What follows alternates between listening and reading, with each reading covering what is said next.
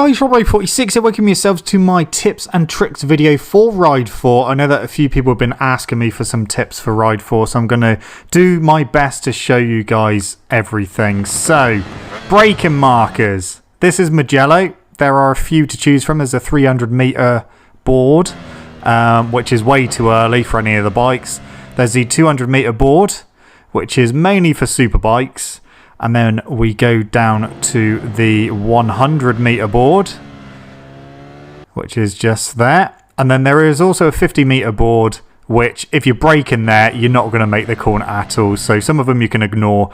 But these are some of the things you need to look out for on all the tracks. Now, they're not all boards. Some of them are lines at the side of the circuit. And some of them you just have to use visual aids because there aren't any braking markers at all. So this is going to be a flying lap of Mugello. So I brake just past the 200 meter board to get stopped for turn 1. Now you want to be aiming for where the second arrow is on the entrance to turn 1. I keep it nice and tight through here. You can go wide and cut it back if you want. And then you want to start tipping in to the next corner at these red blocks on the curb. These two corners are pretty standard. And you've got a little run out of here. Use all the curb on the outside and down towards the next corner. And again, brake in just before these red blocks on the curb. And then tip in. And yeah, you want to start tipping over to the other side, transition at the end of that little strip there. And you want to be aiming for the second arrow for your entrance to the next corner. So far, so good.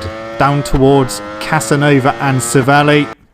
Start braking at the start of the curbing here, and then yeah, you want to start tipping in as well. So through there, out of Cervelli, and then into the two Arrabbiatas, into Arrabbiata 1, and then on the exit you want to be going towards the outside curb because then you want to swing back in for Arrabbiata 2. And then out of here. And then there's no braking marker for the next corner, but you want to do it just before this little gap in the grass here. And get it stopped for turn 10. Through turn 11. Pretty simple there. Down towards the next little hairpin. And just brake in at the second lot of red blocks on the curb. And then through here, I again keep a tighter line through here.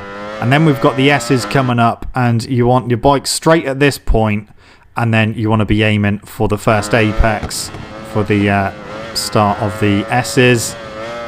And then towards the final corner, there's not really a lot left to do. There's no real braking markers for the final corner. It's just about trying to try and get your braking sorted. You might have to practice a few times. Obviously, all of these options that I'm showing you now may not necessarily work for you, but you may have a completely different style. You may have different visual aids you use for braking, but that is mine.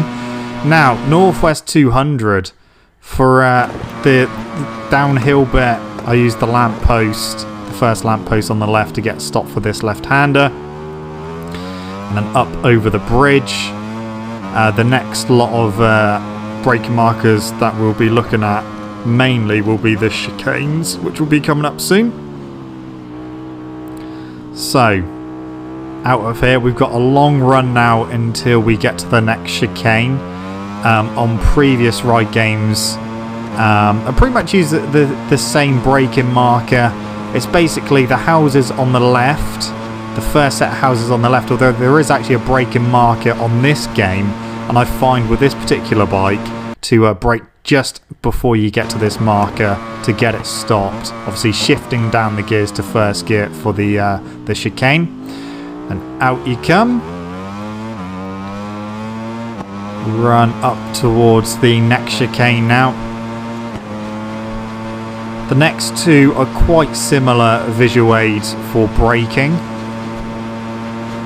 So you're going as fast as you can, and then you'll get to the road markings in the middle of the road. I look for the gap and then brake towards the start of the next section to get stopped for this chicane, and again down to first gear for that one. on the run out. So run down to the next corner. Again, similar sort of thing with the previous braking marker. Look for the road markings in the middle of the road. Look for that arrow, the second of the arrows, and then brake there. And then that will get you stopped nicely for the next corner. Now then, we are going to do the Portimao test, which is for the world license, for the stock license, which a load of people have been having troubles with. So I'm going to be showing what I do for this test, and hopefully this will help the people out that have been struggling. First things first, soft tyres. Put your soft tyres on because that will give you extra grip. That is the settings I'm using. So obviously autopilot for now. I will show you what traction control settings I'm using. I'm using no traction control, but I've got engine braking and anti-wheelie both set to 2. So down towards turn 1, use this big old red fire engine as your braking marker for turn 1. So get on the brakes when you get pretty much level with that. Tip into turn 1 in second gear, take it out wide and bring it back in for the next corner. And then you want to go look for that white line on the outside. There's one a bit further up. You want to brake in between those two lines to get the bike stopped for turn 3. And you want to keep it tight. I know the rubber marks say go out wide. I keep it tight because then that gives you a better chance to sweep it left for turn 4. Then out of here, up a few gears.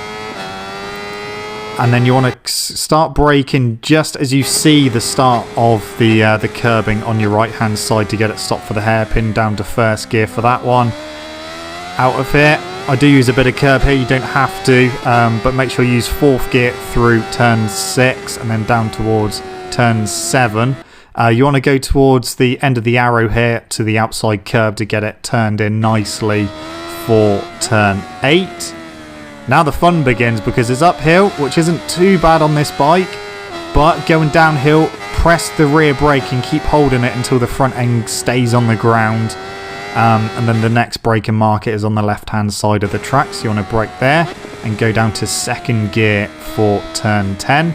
Again, you can use rear brake down here if you're having troubles keeping the front end down. And then we go into the next corner using the outside line for your braking marker. I actually braked a little bit earlier than that braking marker on this bike, just because this bike is an absolute beast. Second gear through here. And then we go up to third gear and fourth gear. Keeping it in fourth gear for the final corner. Try and keep it as tight as you can, but don't go stupid with the throttle. You see the rear trying to come round there, and then you just pin it to the line, and that will give you a decent lap time. In fact, I've beaten my own lap time with this lap. So I set a new personal best myself. So hopefully that will help you guys out if you're struggling on that particular test. Just look out for the braking markers. Don't be too aggressive with the throttle. This game punishes aggressive riding, so you need to be smooth. And if you smooth it out, the lap times will come. So then, corners to look out for, because there are some dodgy corners on this game. So you get this dodgy corner at Virginia, which is turn 9 of the, I think it's the North course, and then turn 15 of Suzuka is horrible. Going into here, the front just washes out. I've had troubles with this corner quite a few times. Even the AI have trouble with this corner. The amount of times they crash here is quite funny. And speaking of AI, even the autopilot has trouble with this corner. So this is autopilot through there, and they even lose the front. So it's not an easy corner. So let's go back to the Virginia track, and what you want to be doing. Obviously, you're braking up the Nissan sign, coming down to second gear, and I am off the brake by now. You don't want any front brake going into this corner. Do not trail brake into there. You will lose the front, and that is not fun. So, turn 15, you want to get your braking done, and you want fourth gear through here. Keep as close to the inside curb as possible, and that will stop you from losing the front into there. It may not seem like the quickest time through there, but it's definitely the safest. Now then, how to put this all into action into an actual race. So, doing a 5-lap race around here. I probably won't show all 5 laps, but maybe cut it down to 3. So away we go. That was a pretty average start. This is obviously the GP Nürburgring track, so I keep to the inside here, basically defending a little bit, and I don't want to be sent out wide by the other AI. So the AI is set on 120% as well. So I'm on the outside now, taking wide sweeping lines. We can actually outbrake one of them, but that's fine. We close the door on them, don't let them through. Out of here in first gear, trying to keep the front end of the bike down. So yeah, in most races I do try to take wide sweeping lines where basically you take a wide entrance and try to take a late apex to try and get, you know, a better run out of the corner. So we will go past into second place now. Braking out for the hairpin. Bit wide, but again I'll try and cut that back for a late apex, get the run out. And up towards the S's. They were going a little bit defensive there, so they're going to compromise their corner speed a bit. So just bear in mind what the AI are doing as well. And that's given us a better exit because they were defending. And I go in a little bit too hot. I have the back end stepping out, which has allowed them back into the lead. But don't panic. If you make mistakes, don't panic. Use slipstream, especially if you're on a slower bike. I've had it in one of the naked categories where they were just blasting past me on the straight. But if you can get back into the slipstream and use it, you can just about stay with them. So that is definitely some good advice if you are struggling, maybe getting beaten up on the straights. So they dip back into the slipstream. I've gone very wide here, which has allowed them back through into the lead. Again, not panicking. Dip back into the slipstream. That will allow you to close quite rapidly and get back into the lead. And then down to turn 1. I go a bit wide again. Don't get the bike stopped in time, but they come through. Now they're going defensive. They're too tight for the next corner. I'm taking a wide sweeping line. And we're right on the back of them now. Into the next corner. I'm taking another nice sweeping line. They go too defensive and go wide, which allows me to duck up the inside with my wide sweeping line, which puts me back into the lead. And now you might want to think about going defensive. So usually you'll be over here and you'll be tipping into the next corner, but I'm more to the left hand side and we're going to be aiming to the top of that arrow there for the next corner.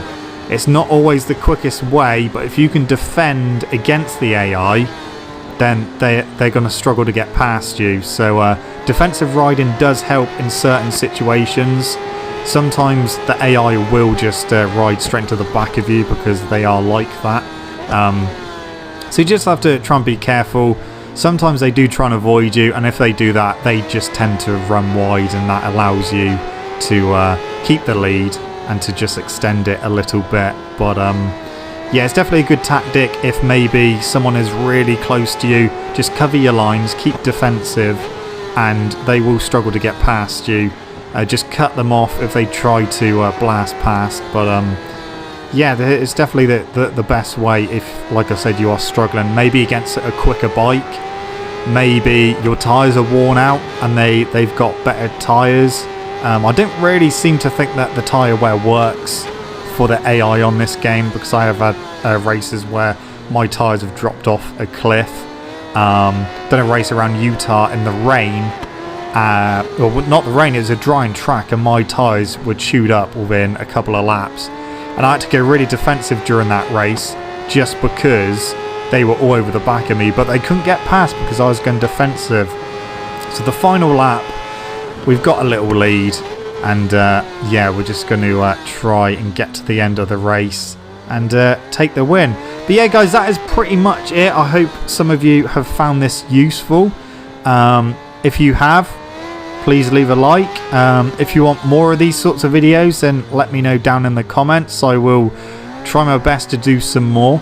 This is more of just like a kind of like a basics video, but yeah, I hope it's helped some of you guys out. I know some people have been struggling and been asking me for for some tips for Ride 4.